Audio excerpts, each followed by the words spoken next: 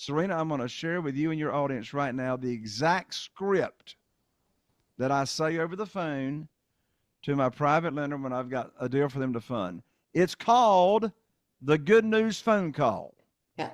The good news phone call. I call them up. I say, I've got great news. I can now put your money to work. Yeah. I've got a house in Newport with an after repaired value of $200,000. Yeah. The funding required for the deal is $150,000. I know that matches up to what you got. Closings next Tuesday. You'll need to have your funds wired to my real estate attorney's trust account next Monday. I'm going to have my attorney email you the wiring instructions. End of conversation. No pitch. Yeah. And here's why. You see, the most stupid question I could ask my private lender is, do you want to fund the deal? Of course they want to fund the deal. They've been waiting for the phone call for me to put their money to work. And Serena, particularly if they have moved their retirement funds over to a self-directed IRA company, they're not making any money until I put their money to work. Yeah. I'm not going to bring them a deal to fund unless it matches the criteria of the program that I taught them. Yeah. So it's win, win, win, win, win with no chasing. Yeah. No, If you're a real estate investor and are wondering how to raise and leverage private money to make more profit on every deal, then you're in the right place. On Raising Private Money, we'll speak with new and seasoned investors to dissect their deals and extract the best tips and strategies to help you get the money, because the money comes first. Now here's your host, Jay Conner. Welcome to the Inspire to Invest podcast, where we're sharing inspiring stories from business owners, entrepreneurs, and real estate investors on the pursuit of wealth and financial freedom. This episode of Inspire to Invest is brought to you by Executive Lens. Hey everybody, welcome to Inspire to Invest. I've got Jay Conner here today. He's joining us from Morehead City, I should say, North Carolina. I am obviously Canadian, so I don't know that area too well myself. Jay is passionate about motivating and teaching other real estate investors about how they can raise private money without ever asking for money. So that sounds kind of perfect. As a result, he's consulted with over 2,000 real estate investors over the course of his career. And when he lost his lines of credit at the bank back in 2019, or I should say 2009, he raised $2,150,000 in private money in less than 90 days when he got cut up from the bank. So I think that'll definitely be a really interesting story that we can dive into. Jay is also a commercial real estate developer of shopping centers and condominium centers. He's a national speaker and a presenter on the topics of private money, foreclosures on this side of COVID, business automation, and personal development. And he also is a two-time national best-selling author and a past president of Business Networking International. So thank you for taking time out of your day to be with us today. How are you? Serena, I'm fantastic. Thank you so much for inviting me to come along and talk about my favorite subject that I'm so passionate about, that being private money for real estate, because that's had more of an impact than any other strategy that we've employed ever since 2009. Yeah. And obviously back in 2009, I know that's kind of when a lot of things were falling apart due to the recession, but maybe we can go back a little bit further and you can talk about how real estate came into your life. And then when you were dealing with this big catastrophe back in 2009, how you really use that as a chance to shift your priorities and shift your strategies so you come out successful on the other side. Sure. With my wife, Carol Joy, she and I started investing in single-family houses all the way back in 2003. Here in our little area of Morehead City, North Carolina, our total target market is only 40,000 people. Yeah. And I do that on purpose. I like to be a big fish in a small pond and dominate the market. And so we do about 2 to 3 transactions a month. Our average profits are $86,000 per deal. Now, I do not say that to brag. I do not say that coming from a place of ego. I say that to make a point. And the point is, there's an argument to be made, a strong argument to be made, that it's much easier to focus in a smaller market than competing with other real estate investors in the big cities, right? Yeah. So that's why I share that. So we started in 2003. So from 2003, Serena, until January of 2009, our first 6 years investing in single family houses, the only thing I knew to do to get my deals funded was go to the local bank, get on my hands and knees, Yeah. say, please fund my deal, fill out applications, have my credit score pulled, pull up my skirt so the banker can look at my personal assets, give him Yeah. my financial statement, get a colonoscopy, the whole 9 yards. Yeah. That's all I knew to do. That worked okay. That worked okay for the first 6 years. But then in January 2009, Serena, everything changed. Everything changed. Yeah. I was sitting here at my desk, and believe it or not, we actually still have landlines and cords attached to telephones and handsets here in North Carolina. Anyway, in January 2009, I had 2 houses under contract to purchase. I thought I still had a line of credit Yeah. at the bank. Yeah. And so I called up my banker. His name was Steve. He'd been my banker for 6 years, and I told him about these 2 deals I had under contract. Well, I learned like that over the telephone that my line of credit had been shut down with no notice whatsoever. I said, Steve, what in the world are you saying? You've shut my line of credit down. I've never been late on a payment in 6 years. I got an 800 credit score. Yeah. We got a great business relationship. Why are you closing my line of credit? He said, Jay, don't you know there's a global financial crisis going on right now? I said, no, but you just gave me a global financial crisis. Yeah. I can't fund these 2 deals.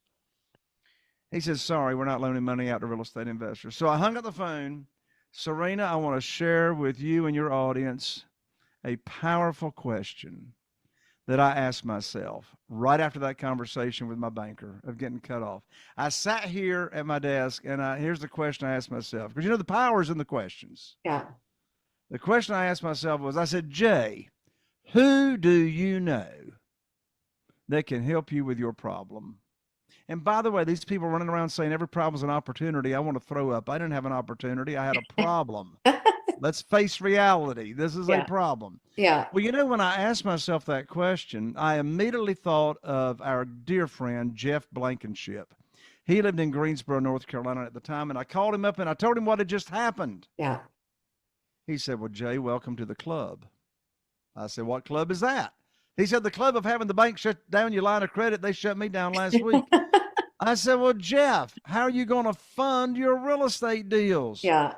He said, well, have you ever heard of private money and private lending where an individual, a human being just like us, can loan money out from their investment capital, earn high rates of return safely and securely, and there'll be a private lender? I said, no, I never heard of that. He said, well, even better than that, have you ever heard of self-directed IRAs? Yeah. You call them something different in Canada, same thing. Yeah.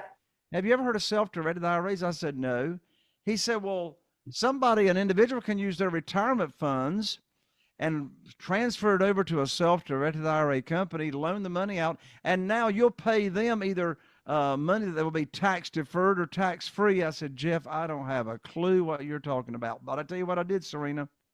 I learned about private money. Yeah. I put my program together that I was going to teach and educate people, first of all, in my own connections. So you know what I did?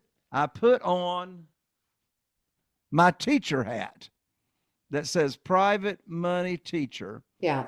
And I went about in my own connections teaching people what private money is, how they can earn high rates of return safely and securely without attaching a deal to it. You see, that's the big secret. Serena, I have were you never creating asked, a fund then early on, like kind of like a mortgage-backed security, or? No, so everything I do from early on until right now is what we call a one-off. Okay. So I didn't create a fund for people to invest in a fund. Okay. They each private lender gets their own promissory note, which of course is important in Canada. They get their own promissory note and they get their own mortgage or deed of trust that collateralizes that note. So we are not borrowing unsecured money, but they are getting their notes collateralized. So when you talk about getting it collateralized, is it registered like a mortgage, or how exactly would they? Okay. Yeah, it's on public record. Okay. Just like a mortgage. In fact, And are you typically using like a group of investors per property, or how exactly are you structuring that? It depends on the size of the deal.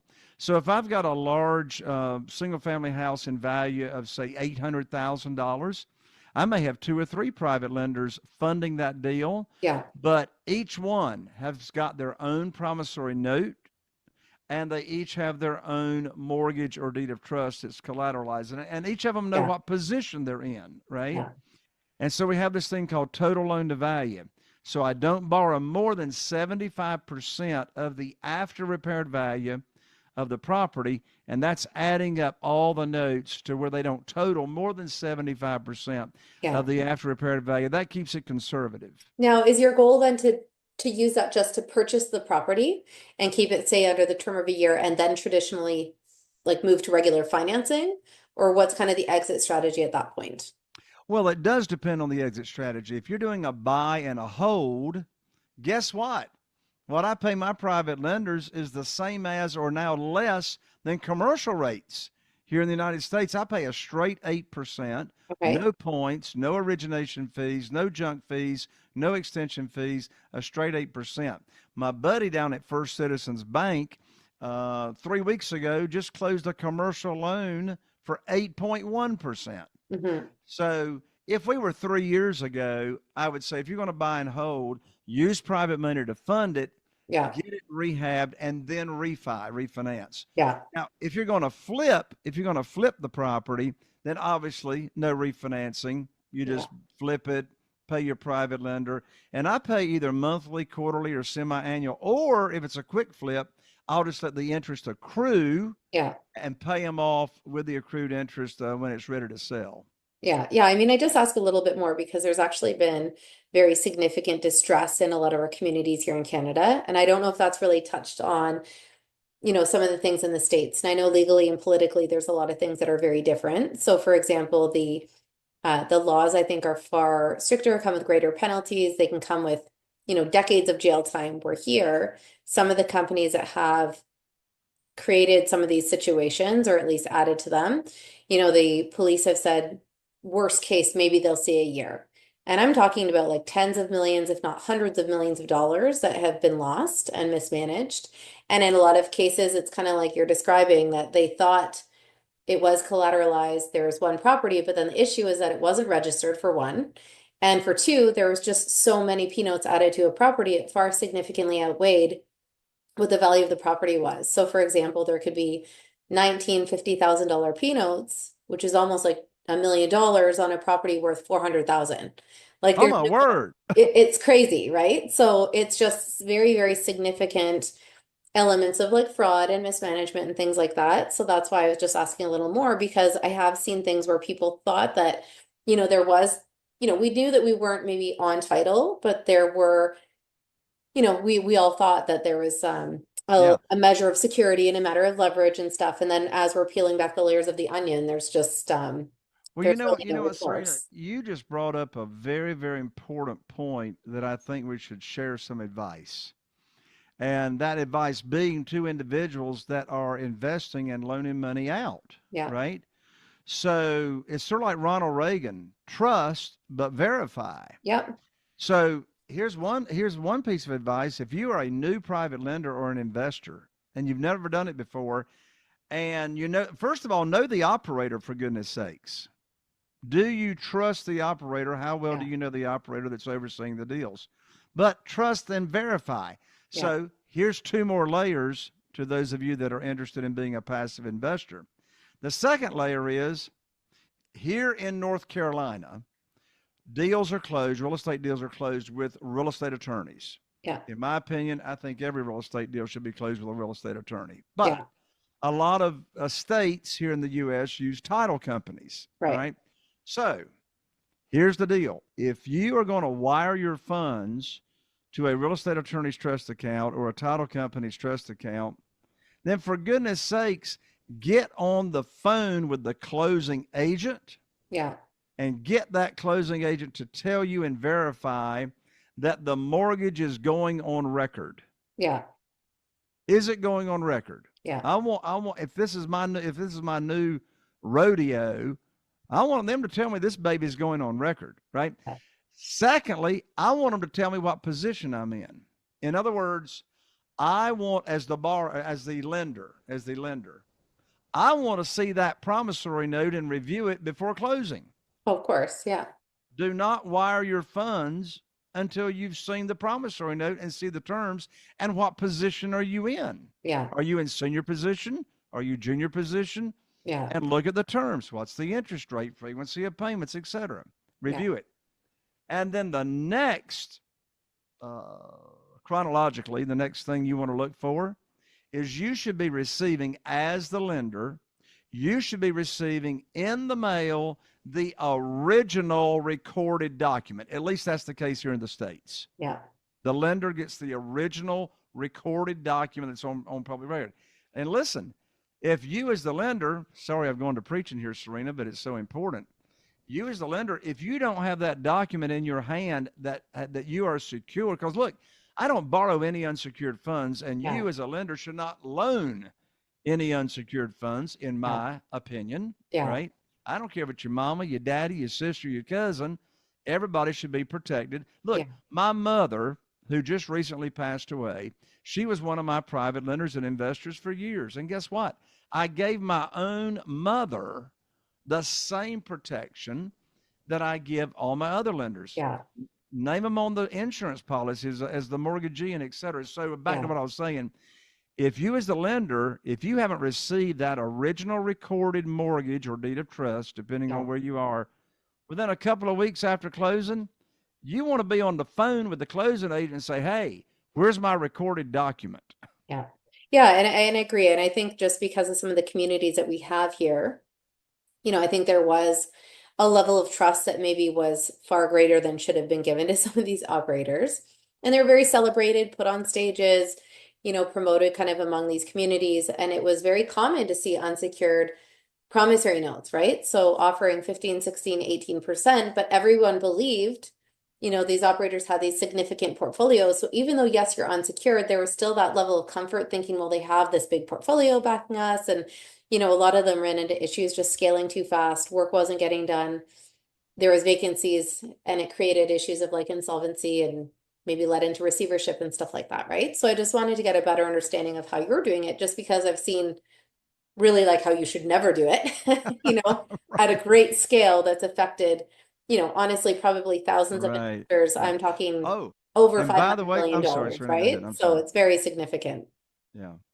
I was just going to say, while we're giving red flags and warnings to everybody, let me give another red flag and warning to you, the borrower. Okay. So everything that I've been talking about so far, as far as in the context of putting on my teacher hat and teaching people, right? Those are people in my own connections. So I'm not putting on my teacher hat. Say if I'm at a networking event at a self-directed IRA company, 70% of those people want to loan you money on real estate. Well, you're not going to put on your teacher hat. They already know. They already know what private lending and all that is. That's a negotiation conversation. But anyway, here's a red flag for you if you're a real estate investor and you're looking to borrow money.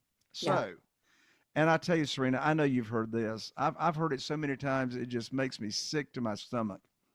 These scammers, and that's what they are, these scammers will go on Facebook and they will instant message you and they will be saying, hey, I've got funding for real estate deals for only 3%, no fees, no origination. So to begin with, when it sounds too good to be true, it is. Yeah. Right. And here's where they get you. They pump you up. I got this great deal. I got this great private lending program. It's only 3%. Right. And here's the catch. You have to send in $5,000. Yeah. Just to be considered. Yeah. To be for your application fee. Yeah. And of course, if we don't approve you or fund your deal, you get your deposit back. That is a bold-faced lie. And here's the key. You never send money to a lender. They never get paid for a lender. Now, maybe an appraisal, right? Yeah. But the lender does not get paid for anything. No application fees, no nothing. I'm talking hard money here, hard money lending. Yeah. Until closing. They get their money out of the after the closing takes place. So anyway, beware. Beware. Yeah, I mean, I have seen some of them that are even upwards of $20,000. And I think just because of some of the challenges, like you said, like your line of credit disappeared overnight, and there's some people in our communities that are doing a lot of the right things, but now they're having issues getting that institutional financing. So they're trying to find alternative measures out there, and they've been approached by companies just like you're talking about, offering, we've got all these connections, but you have to apply and pay 10,000 or even $20,000 just to apply, and then they're disappearing, right? So on that Mm-hmm. note, I know we've been talking for a little while, so we're just going to take a little brief break for a word from our sponsors, and we'll be right back. What if I told you your next big client, investor, or business opportunity is already watching you? They just don't know you yet. In today's digital world, attention is currency. Sharing the right content can mean the difference between being seen as an expert or being completely overlooked. If you're not actively building your personal brand, you're leaving money, influence, and opportunity on the table. That is where Executive Lens comes in. We help busy business owners, investors, and entrepreneurs capture and curate compelling content so you can build a powerful personal brand on LinkedIn and beyond without adding hours to your already packed schedule. Through high-quality video storytelling, we help you capture the essence of your brand. So when people see you online, they don't just scroll by, they stop, watch, and engage. Your story deserves to be told. Your expertise deserves to be recognized. And your personal brand, it absolutely deserves to stand out. Let's make that happen. Turning content into connection, LinkedIn leadership starts here. Find out more at executivelens.co. Inspired to Invest is proud to support the Beyond Success program. In today's complex world, it's absolutely crucial for our youth to learn how to take charge of their financial future. We believe that every young person deserves access to accurate, practical financial information. Designed to bridge the gap, the Beyond Success program leverages a comprehensive educational bootcamp to equip young minds with essential financial literacy skills. At Beyond Success, it's not just about teaching financial literacy, it's also about fostering a foundation for a prosperous and empowered future. Join us. Together we can build a brighter financial future for the next generations. Join us. Together we can build a brighter financial future for the next generations. Thanks again for following along with this episode of Inspired to Invest. In addition to real estate, investing, and running my own brand experience agency for 18 years, I also published a book called The Accidental Entrepreneur in October of 2021. This is my story, and it chronicles how I turned tragedy into triumph to embrace my destiny in entrepreneurship. If you're interested in picking up a copy, you can find the link at serenahomesrealtor.com, and you can also find my link tree with all of the retailers in the details below. Thanks again for your support. Hey everybody, welcome back to Inspired to Invest. I've got Jake Connor here with us today, and he's talking about mortgage-backed securities and private lending that is secured against an actual asset. In some cases, that could be syndicated with a few lenders on a property, but he really had to get creative back in 2009 when the bank cut off his line of credit, and he's talking about teaching all the ins and outs and red flags to watch for. Now, I guess in terms of some of those other challenges that you've experienced along the way, you found this new strategy. Can you talk a little bit about, how the last 10 to 15 years have gone, and what would you perceive as maybe the greatest challenge that you've overcome and some of those successes that are attached as well? Sure. Well, when I backed into this world, and literally I backed into it, I wasn't looking for private money until I had to find a better and quicker way to fund my deals, and I couldn't rely on the local bank. Right. And so my definition of coincidence is God's way of staying anonymous. Yeah. Timing's everything. So again, it was January 2009. And so when I learned about private money, our business, now bear in mind, when did this take place? This took place in the middle of the crash and foreclosures everywhere here in the United States. Yeah. I mean, it was falling apart. And so I learned about private money.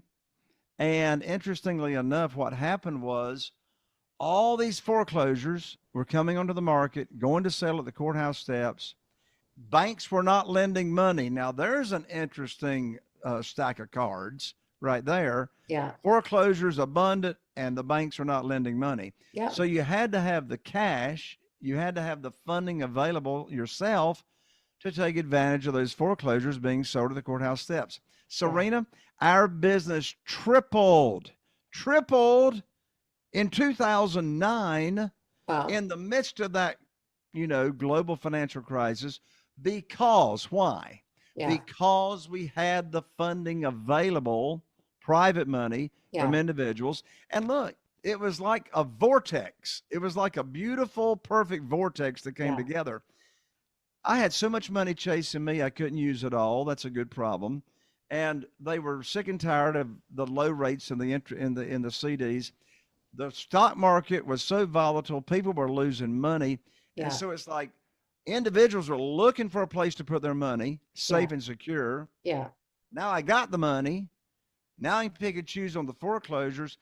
And what I found myself was being a servant. I was like an orchestra director, pulling the pieces together and making beautiful music. And I want to make this comment. One of the biggest lessons I learned is your mindset. I tell people all the time, they say, Jay, how do I get started in private money? How do I get started? I tell Yeah. you how you get started. You got to own the real estate between your ears. That's the first thing you got to do. And what do I mean by that? What I mean by that is the mindset. No begging, selling, chasing, persuading. This is all about leading with a servant's heart, Yeah. exposing people to this opportunity that have never heard of it. And 99% of the people walking around never heard of a self-directed IRA, Yeah. Yeah. what they can do. And so when you put on your teacher hat, you lead with a servant's heart.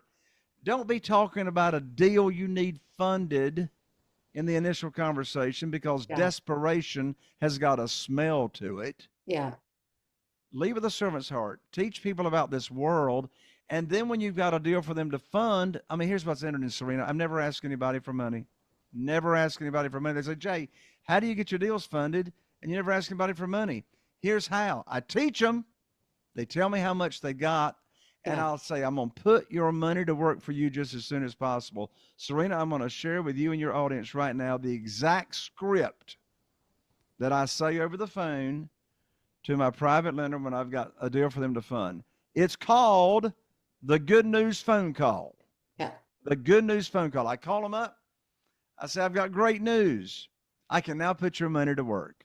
Yeah. I've got a house in Newport with an after repaired value of $200,000. Yeah. The funding required for the deal is $150,000. I know that matches up to what you got. Closings next Tuesday. You'll need to have your funds wired to my real estate attorney's trust account next Monday. I'm going to have my attorney email you the wiring instructions. End of conversation. No pitch. Yeah. And here's why. You see, the most stupid question I could ask my private lender is, do you want to fund the deal? Of course they want to fund the deal. They've Yeah. been waiting for the phone call for me to put their money to work. And Serena, Yeah. particularly if they have moved their retirement funds over to a self-directed IRA company, they're not making any money until I put their money to work. Yeah. I'm not going to bring them a deal to fund unless it matches the criteria of the program that I taught them. Yeah. So it's win, win, win, win, win with no chasing. Yeah. No, understood. Now, when you look at the value of your portfolio now, like where does that stand? Like, is it a couple hundred properties? Is it thousands? How much money have kind of raised now that I guess how many years has passed? I guess 14 or 16 So years. here's the deal. So I've raised $8.5 million, but I've used $230 million because I just keep using the money over and over and Right. over and over again Yeah. without having to go out and raise it again.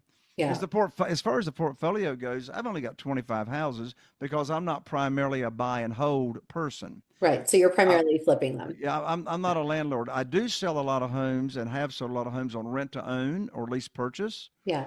but I actually help the people get a mortgage on my Yeah. lands. Not supposed to do that, right? You're supposed to leave them alone. Yeah. No, I actually help them get a mortgage, and 80% of those people actually get a mortgage because we help them. Yeah. No, that's awesome. Now, in terms of building your own community, I know you said that you like to be that big fish in a small pond. So when you have been building up your database of private lenders, is that just through the connections that you're making, or like how are you building in that respect? It's all through networking. So I started out with my own network, right? People I go to church with, people in my cell phone, people on my email list, invite them to a luncheon, paid for their lunch. Yeah. Just one private lender luncheon, I raised $969,000 in Yeah. that 90 minutes. So I started out with my own connections. Well, I don't care how big your network is, You're going to run out of connections if you're just starting out Yeah. networking. Yep. So I started building my network. My favorite way to quickly build my network was by joining Business Networking International, started by Ivan Meisner. Serena, I'm sure you're familiar with it. Even little teeny tiny Morehead City, North Carolina has got a Business Networking International. So the way that works is your fellow chapter members are out telling your story and referring people to you that are looking Yeah. for a high rate of return safely and securely. Yeah. And of course, I send them leads. So it's all been through connections. Now, let me be transparent what I mean by connections.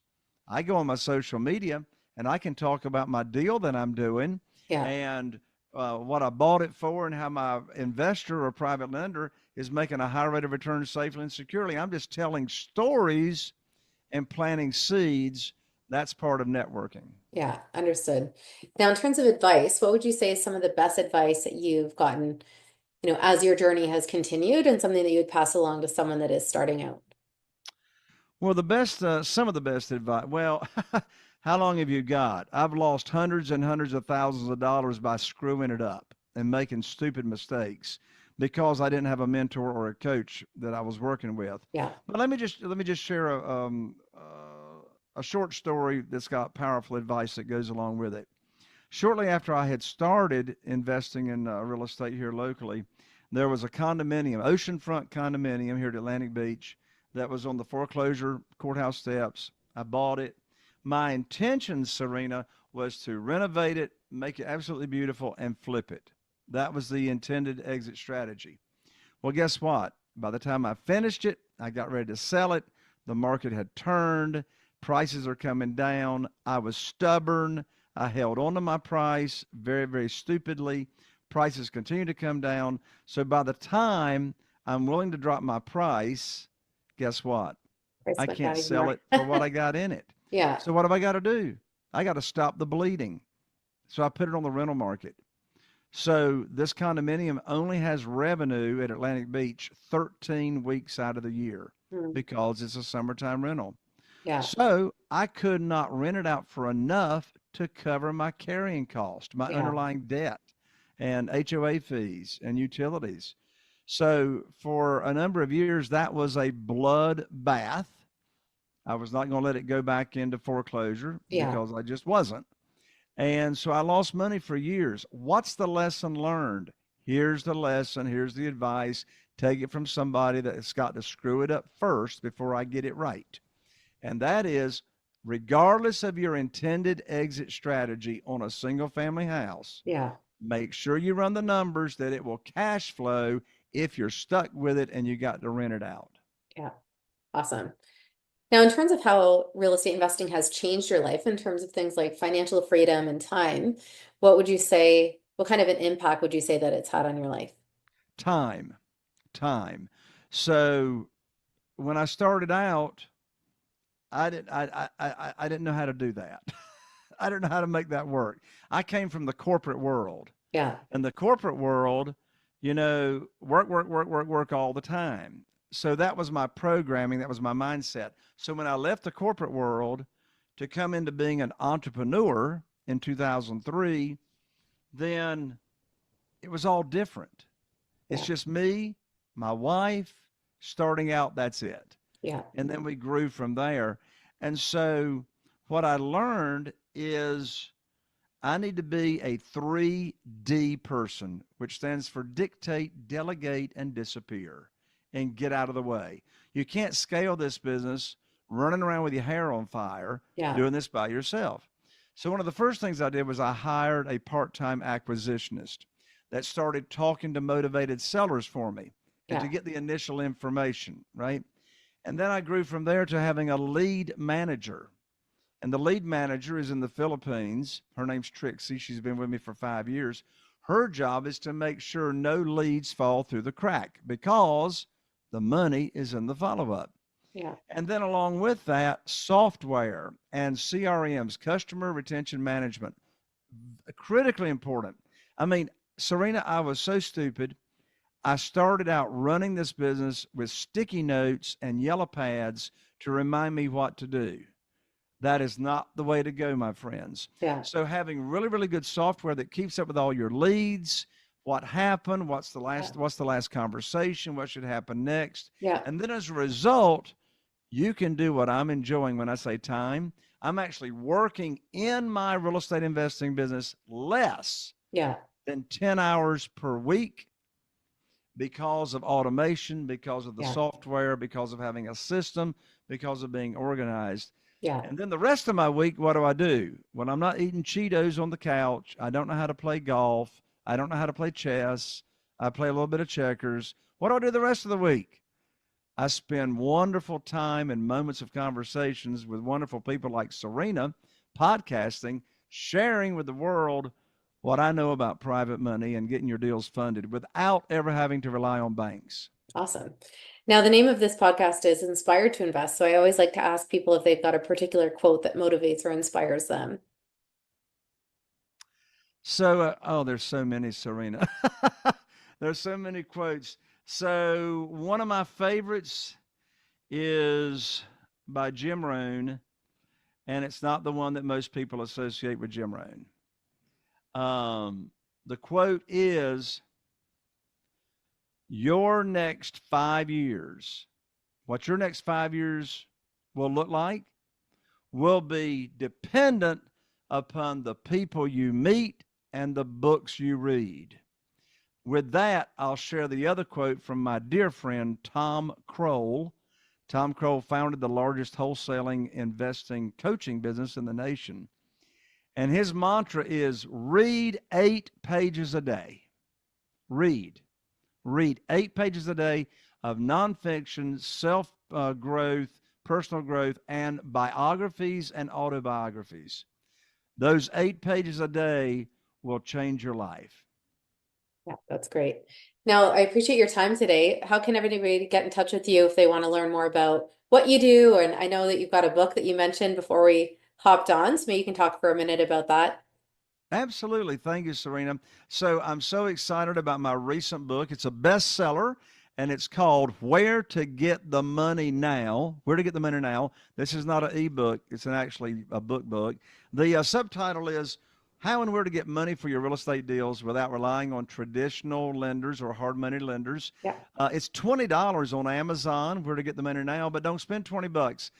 Give me a gift of allowing me to gift you this book. Just covers shipping. You can go to jconner. I'm an ER, not an OR, by the way. So go to jconner.com/book. That's JAYCONNER.com/book. And believe it or not, the Postal Service is actually still in business. I'll autograph the book for you. We'll 3-day priority ship it to you. And I think you'll really enjoy the book. It's very easy to read, understand, and it will show you how to attract a lot of private money for your real estate deals where you never miss out on a deal. Awesome. So we'll include all of that in the show notes below. Of course, thank you for your time today. And for anyone that is watching or listening, we appreciate your time. Make sure that you have followed along on social at Inspired to Invest Podcast. And remember, when you invest in yourself, the sky's the limit. Thanks again. Thank you to Executive Lens for bringing us this episode of Inspired to Invest. The views represented on this podcast are for general information only and does not constitute investment or other professional advice or an offering of securities. The host and guests featured on Inspired to Invest make no representations as to the performance of any particular investment.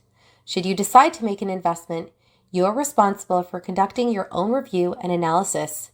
It is recommended that you obtain independent legal, accounting, and tax advice from licensed professionals. Are you feeling inspired by the knowledge you gained in this episode? Then head over to jconner.com/moneyguide. That's jconner.com/moneyguide and download your free guide that shares 7 reasons why private money will skyrocket your real estate investing business right now. Again, that's jconner.com/moneyguide to get your free guide. We'll see you next time on Raising Private Money with Jay Conner.